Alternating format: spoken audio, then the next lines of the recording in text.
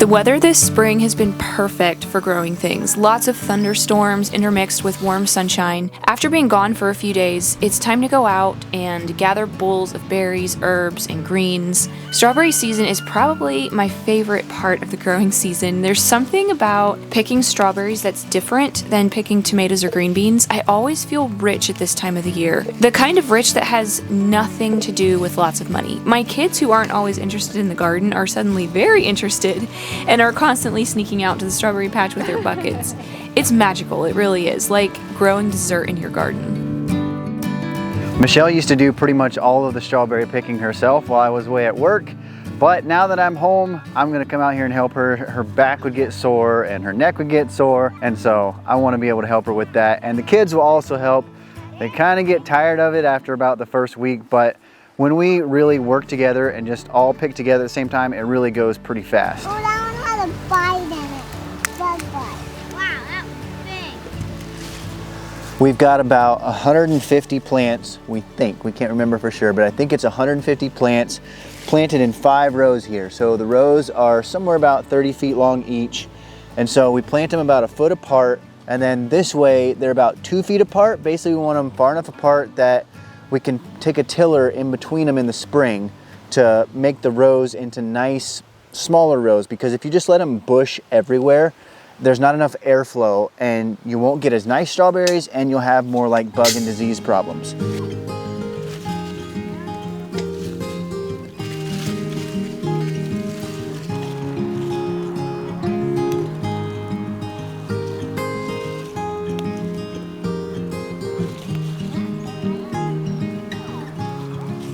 I think the variety of strawberries that we have planted here is Brunswick. It was a few years back when we planted them, and I can't totally remember. There was some kind of mix-up. I think we were gonna get Cavendish, and then they were out of stock or something.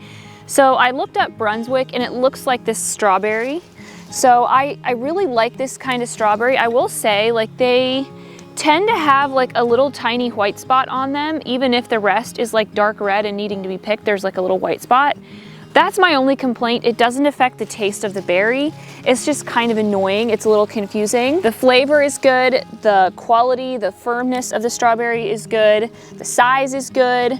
I like everything about it. That's basically just my only complaint, is they have a little bit of white spot. And often, like the top of the strawberry that the sun is hitting, the top of the strawberry will be bright red, and then the bottom of the strawberry will have some white.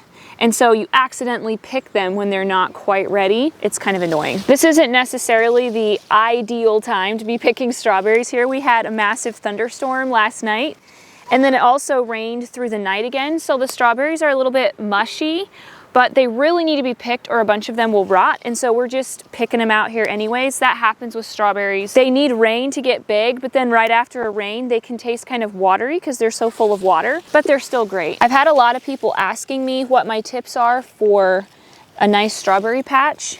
And honestly, I think strawberries are pretty easy to grow. My number one tip is always put down straw. I would never ever have a strawberry patch without straw down, because when it rains, your strawberries are gonna be sitting down in the dirt and they're gonna get fungus, they're gonna get mushy. It's just not going to work. They're called straw berries for a reason. The other thing is I never let my patch just grow into one big block. The strawberries just don't get as much airflow as they need, and so you're gonna have more issues with fungus and disease, and they're gonna be a lot harder to pick.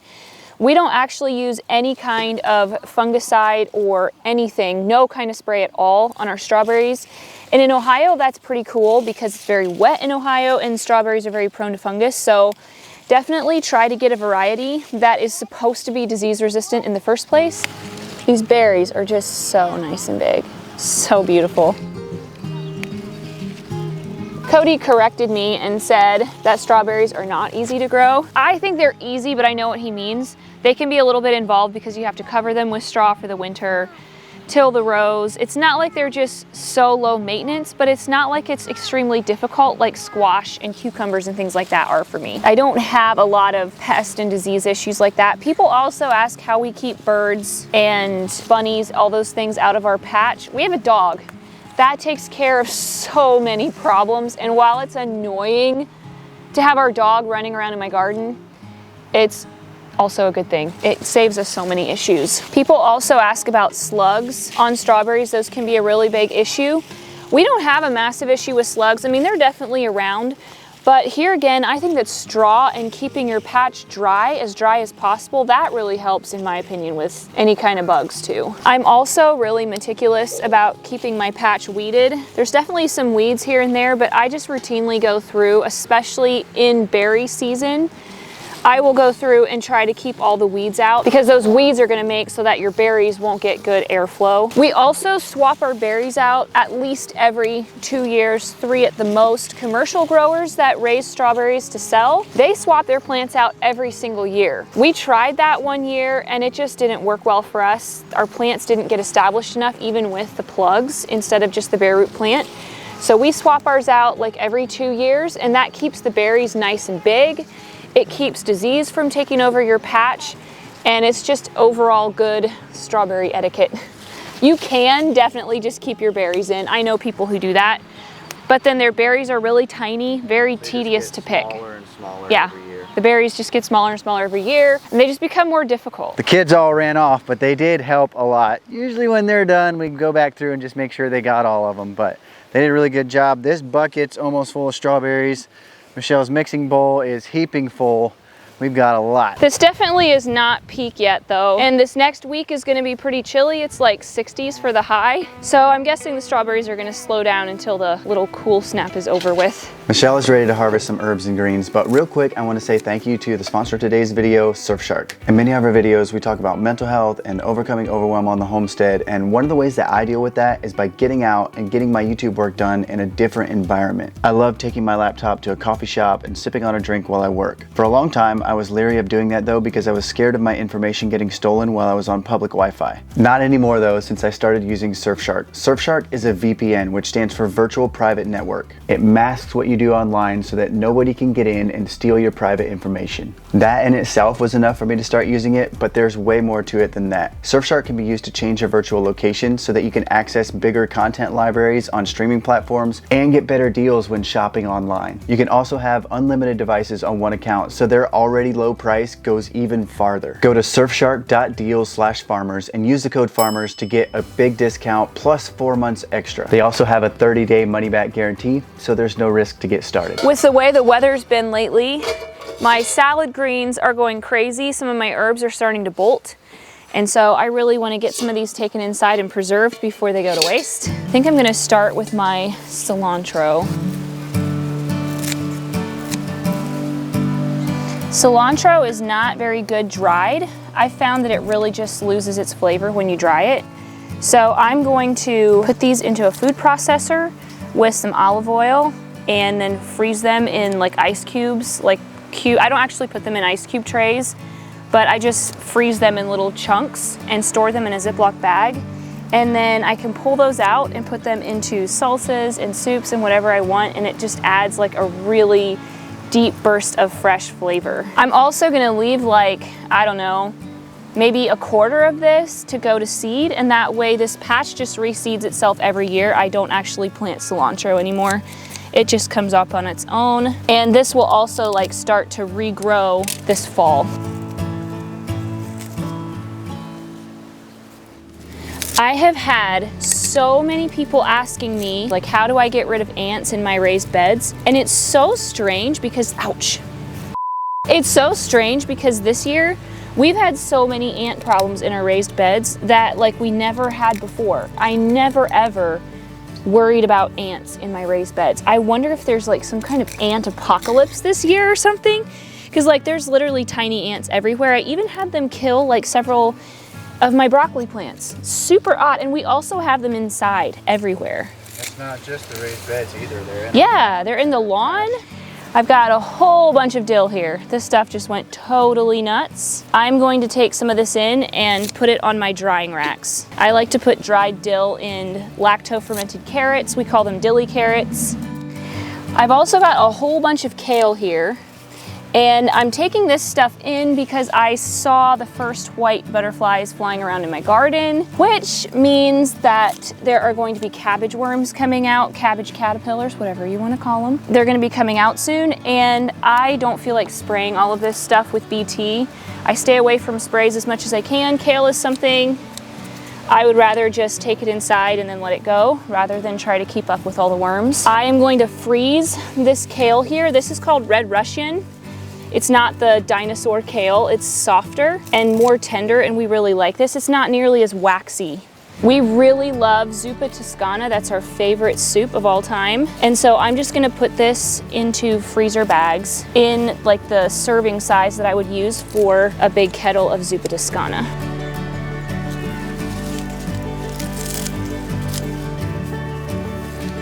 Cody's arugula bolted. It was so good though. It still tastes good. It's not like it's bitter. It's just like massively bolted.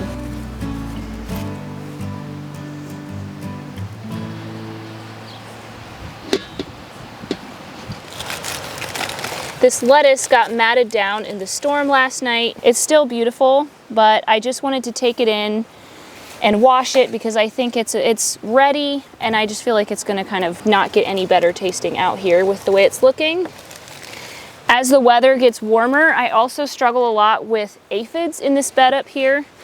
So it's easier just to take some of this stuff in before those problems start happening. So a very hot topic that we have kind of taken our stand on is spraying. There's a lot of different opinions, even in the natural homesteading community, about using sprays or not using sprays. Even organic sprays and things are very looked down on by some people. We try really hard to make so that our soil and our plants are as healthy as possible so that disease and bug issues don't happen as much. In an ideal world, that would be enough. But honestly, I have yet to personally meet a farmer who says that they do not have pest and disease issues at all because their soil is so healthy. I'm not saying they're not out there. I'm just saying, like, it's one of those things that there's not many people that have attained. So when having healthy plants and also healthy soil doesn't just completely mitigate the bug problem, and then I will hand pick or use our sweeper. We have a DeWalt sweeper that we use to take care of pests like asparagus beetles and squash bugs and things like that. But even with hand picking, sometimes there's some bug issues that just get really, really bad. And if that happens, the next thing I will do is use an organic spray, possibly. I definitely try to use organic sprays very sparingly, and I try to stay away from sprays that have pyrethrin and things like that in them because those kill beneficial insects as well as non-beneficial insects. I will say though, there are definitely ways to use sprays like pyrethrin in a way that do the least amount of damage possible for beneficials. There's times of day that you can spray them, things like that. I just tend to not mess with those sprays very much. We have gotten in the past people who are really annoyed that we use those sprays, and I do not use them often, but I still think that it's better to have a vegetable that I grew in my own garden with a spray that I know what it is, rather than buying that same fruit or vegetable from the grocery store and not knowing anything about it. What are you doing, cowboy? Enjoying the sunshine? Weirdo. The place though where we personally draw the boundary for our farm is we don't use any kind of like toxic or chemical pesticides, herbicides, or fungicides. That's just where we have chosen to draw the line. There's somebody that we know and love who is currently having some health issues, and when they were tested, the doctor found agricultural chemicals in their system, and it was just another one of those confirmations for me that we're doing the right thing by not putting this stuff onto our plants in our soil. Even when I use organic sprays, I'm really careful about not putting them on like the day before harvest. We live in Ohio, which is a farming community where they're dumping all kinds of agricultural chemicals on the fields all around us. And so in my opinion, we need to do everything we can. We need to be more vigilant about keeping these chemicals away from us since we live in an environment like this. I do not love Ohio for that reason, but the reason there's so many farmers around is because it's really good for homesteading. It's really good for growing things. So while we do love Ohio, it does have some drawbacks.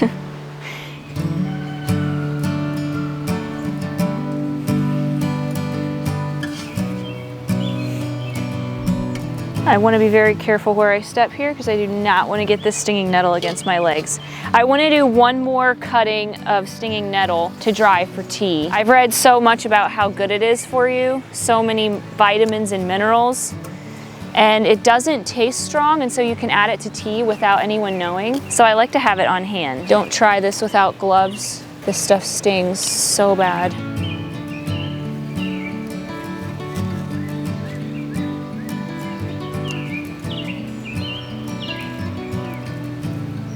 The fence is turned off.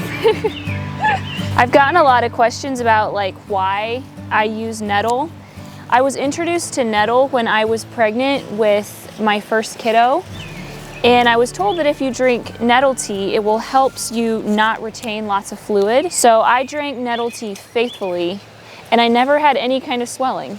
I'm not saying that it was just because of the stinging nettle. It could just be a genetic thing that I didn't have an issue with that, but it's definitely something to try. Obviously, you should do your own research. I'm not an herbalist. I am not a doctor of any kind.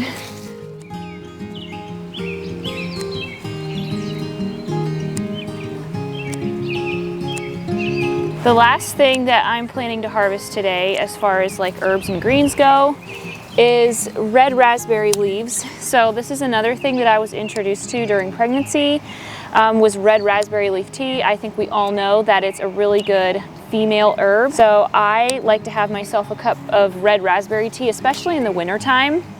And also just in like a nice iced tea with some lemon and honey, it's so good. When you are gathering red raspberry leaf tea, you want to get it before your canes start budding. Otherwise, the leaves aren't going to be quite as tender and tasty. They're going to be a little more bitter. I've got a lot of raspberries and they're growing out a little further than I would want to, so this is the perfect time to just snip some of these outer ones off. One of the reasons I love herbs so much, like herbs and teas, is just because they're so easy. Like, people think that herbalism sounds complicated, but literally all that you do is pick stuff and put it on a drying rack, and then you walk away for 2 to 3 weeks. You come back, crush them, put them into airtight jars, and you have herbs that will work for teas for like years. I mean, it's best to use them up before they're like, you know, 3 or 4 years old, but it genuinely is so simple. If you get some stems in your herbs that you're using for teas, it doesn't really matter that much, because when you put them in the blender, they pulse and get small, but it's not really going to affect the quality of your tea. Whereas if you're doing herbs that you want to, say, put on your steak, you don't want a lot of stems in that. So I'm far less picky with stems when I'm cutting for teas than if I'm cutting for something I want to season food with. Have a few more of these calendula flowers. Those are so pretty. It takes quite a few of these flowers to amount to anything when they're dried, so I try to just keep them checked. I'm gonna see if there's more rhubarb ready, because tomorrow I'm wanting to make some rhubarb strawberry jam. This rhubarb isn't looking quite as nice anymore. It's getting warmer, and rhubarb doesn't like it when it's too warm, so.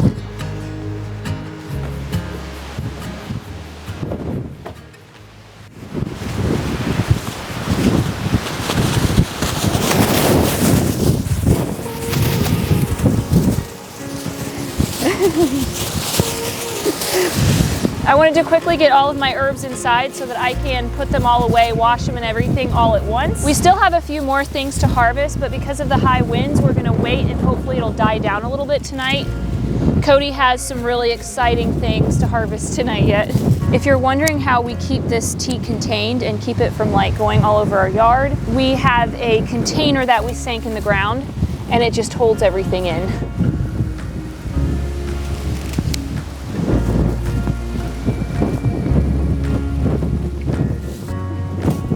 The herbs are like flying out of my hands.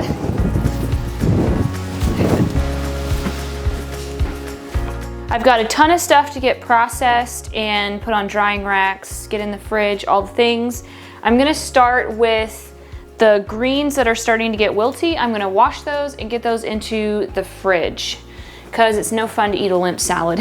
A trick that I learned when we were doing farmer's market was to put some ice cubes in your water if your lettuce and stuff is getting a little wilty, and that will crisp it right back up.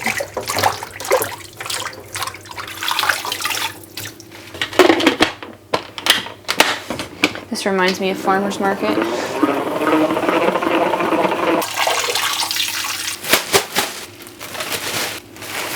Lettuce will last like this in the fridge for over a week. So we'll just be using this for all sorts of things this week. My kids love salad, so I'll make taco salad and things like that. And yes, we will eat up all this lettuce. It seems crazy, but we do eat a lot of salad. Only in season. We actually don't eat a ton of salad out of season at all.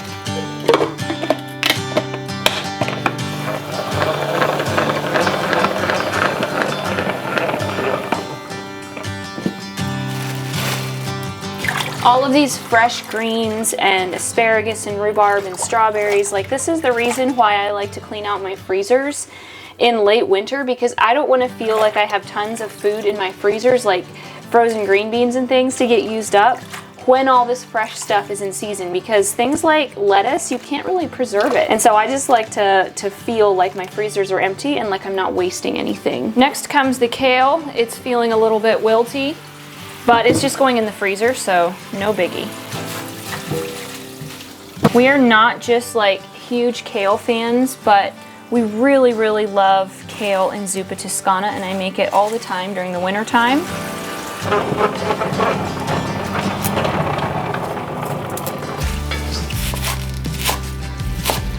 I'm just gonna chop this kale and then put it into small sandwich baggies, and then I will put those sandwich baggies into a large Ziploc bag. This way it'll be super easy to get it out for a soup. I'm gonna guess this is about 2 cups of kale, perfect for a pot of soup. My pet peeve when it comes to foods that are in the freezer is if they're just like frozen into a solid block and you have to like thaw the entire block and able to get enough for just one meal. So I really try to think ahead and not just freeze everything into a solid block.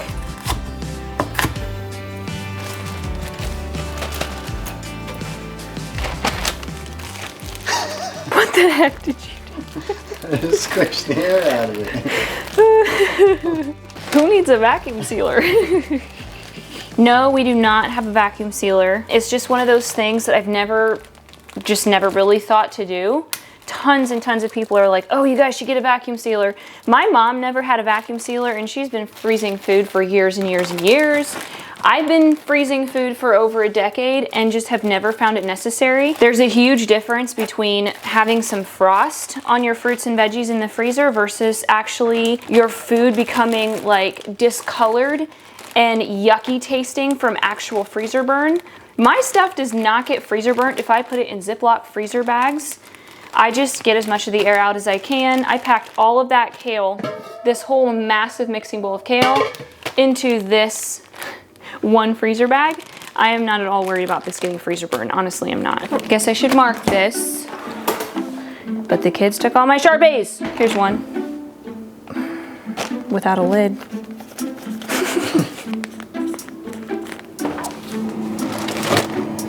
Put it on the middle shelf. Where my milk go? To annoy you. Okay guys, so when you take these tops off, you put your knife underneath the green part.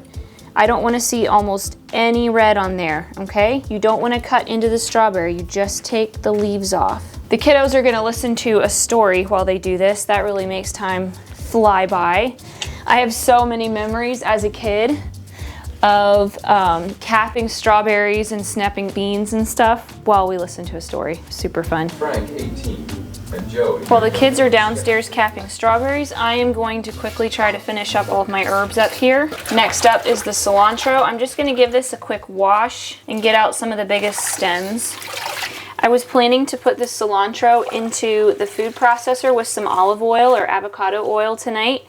And then of course I realized that I used all the avocado oil today to make mayonnaise, so I'll have to do this tomorrow. But I'm gonna wash this and get it into the refrigerator because it can't just sit out all night. All the smells coming out of this kitchen are crazy.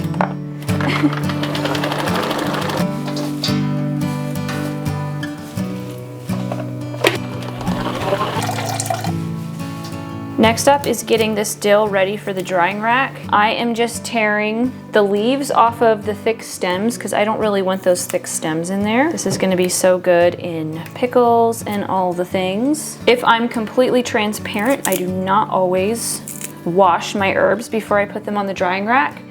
I just find that like you have to be really careful when you water them, when you wash them, because I don't know, I think it can make them a little less flavorful depending how you do it. So if I do wash them, I try to just give them a really quick rinse. This dill was really clean. It just got rained on. It's in a raised bed where where our dog can't get to it or anything like that. So there really is no reason for me to wash this. So don't judge me, I'm not gonna wash it. These are my calendula flowers. I just take these and pull the petals off like that and put them onto a little plate, and I just set them beside the stove where they can dry out. It only takes a few days. It takes a lot of calendula flowers to really amount to much of anything, so it takes quite a bit of patience. This tea is also like really clean. You also want to be really careful if you do end up washing your herbs. I do wash some of mine, not all of them, but if you do wash them, you want to put them in a very thin layer until all the water from the washing has dried off. It's actually best to dry them off really well before you put them on the drying racks because they can get moldy if they're in like a heap. And the stinging nettle was in the cow pasture, so I am going to wash that. Yeah, that's probably a good idea. Speaking of manure possibly being on things, I heard that the reason that a law got passed in Ohio, they are not allowed to sell unpasteurized apple cider, was because an Amish man was making apple cider and he was using the apples that had fallen to the ground and they were downhill from a cow pasture. So it was a paddock, I guess, where the cows were, and there's lots of manure, and the water that ran down the hill was going to the apples, and he was using those apples, and a baby actually got sick and died from drinking that apple cider. And so we definitely want to be smart, but we're also not paranoid. We live on a homestead. There are cows, there are manure patties. Actually, earlier when I was videoing this section, I stepped in a manure patty with sandals on, and I had it all squished in between my toes and stuff, and that was disgusting, but I'm not worried that I'm gonna get sick or something. If you know something might be nasty, clean it. Otherwise, chill. Chill.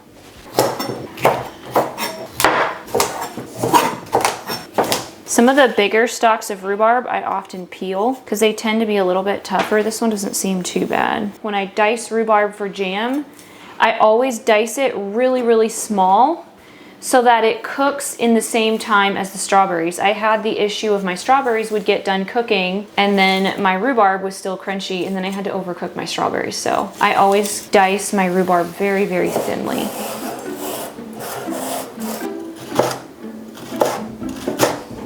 That looks tedious. You should try this. I mean, now that you're about done.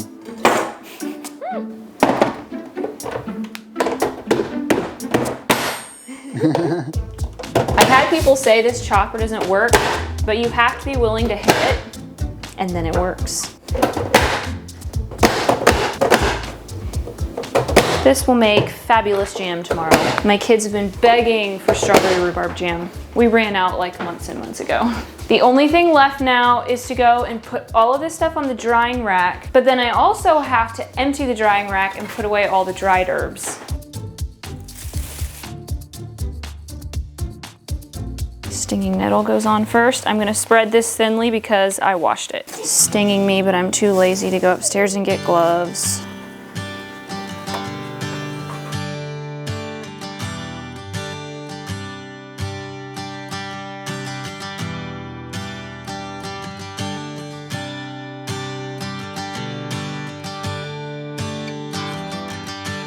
I'm doing the thyme first because it's my least favorite. I just kind of massage it and do this in my hands and the leaves fall off and then I just kind of pick the bulk of the stems out. It's probably a little bit wasteful, but I would rather just like dry a whole bunch and then not be super picky. Next up is the chocolate mint. This is just going to be tea, and so I'm not gonna worry too much about all the stems in there. They will not make a difference.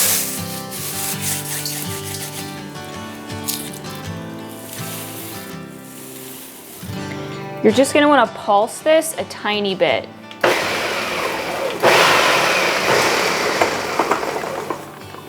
I like to label my jars with a date so that I for sure am using the oldest stuff first. And also just so that I know if something is outdated, I can throw it out and just start on a fresh jar. For me, it's not so much about knowing what's in the jar as when I harvested the herbs. Next is my favorite, apple mint. I got my apple mint plants at Yoni's greenhouse in Plain City, Ohio. You can also get apple mint. You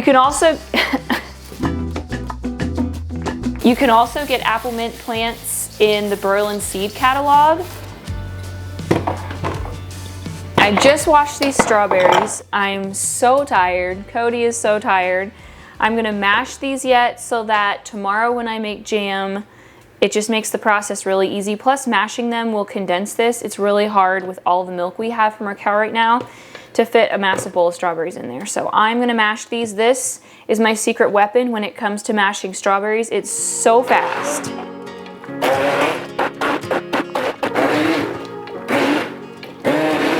You could also use a blender for this, but you have a lot more control of how chunky your strawberries stay with the stick blender versus the actual blender.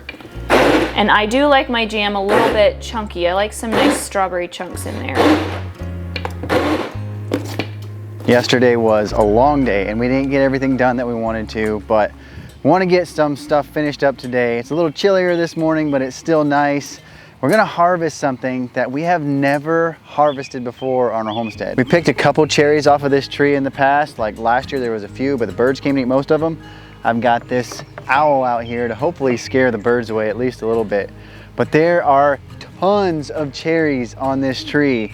And so I'm gonna pick the ones that are ripe. They're not nearly all ripe yet, but I wanna pick the ones that are ripe, then we'll probably put them in the freezer and we'll save them to make some cherry pie. These are Montmorency cherries. They're a tart cherry, so they're not like exceptionally good just to eat right off the tree. They're a little sour, but they will be really good for making cherry pie. And while I'm picking these cherries, Michelle went to town to get that avocado oil to finish up those cilantro cubes. A little sour. This cherry tree is still small enough that I can reach pretty much everything without any kind of ladder, but probably won't be that case next year. Pretty decent little harvest here. Not a lot, but there's some. Really wanted to just get all the ones off of here that were about ripe because I'm scared that the birds are gonna get them or they're gonna start just rotting or whatever. And not just a lot, but we can put these in the freezer and save them until there's more ready. I think we'll just come out here pretty often and check for ripe ones. That's really fun. I'm really excited for these. I can't wait till we can start getting apples and pears yet too. That pear tree has a lot of pears on it, so hopefully those do really well this year. I'm making my strawberry rhubarb jam finally. This is the calcium water that goes with my Pomona's pectin. Dump that into my cold berries. For those who have followed us for a while, it's no surprise I'm using Pomona's pectin. This is my all-time favorite pectin. I'll have Cody link it for you guys in the description box. The reason that I love Pomona's pectin so much is that you can use as little sugar as you want. You don't have to use massive amounts of sugar in order for the jam to thicken up because the pectin actually reacts with the calcium water that you put in here instead of the sugar to thicken up the jam. So the ratios that I'm using for this jam today are 4 cups of mashed berries to 2 cups of sugar. That is like under half of what a lot of jam recipes will call for. I just use the recipe on the paper that's inside the Pomona's pectin box. Literally all that you do for this jam is you just put in the calcium water into the cold berries, stir it up, and then you heat the berries until they're just boiling, add in the sugar, bring it to a boil again, and take it off and you're done. It literally takes like 20 minutes from start to finish. It's the easiest jam and it tastes so good because it's fresh. You don't have to like boil down your berries. You just bring them to a soft boil 2 times and you're done. While those berries are over there heating on the stove, I'm gonna quickly try to knock out this cilantro. I'm just gonna put it in a food processor, drizzled with some avocado oil.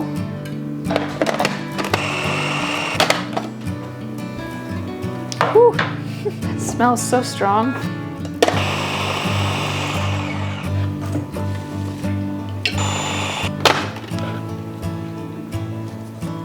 If I had more finesse or was more cultured, I would probably just get ice cube trays and pack these into ice cube trays, but I don't have any ice cube trays and I'm not going to get them just for this project.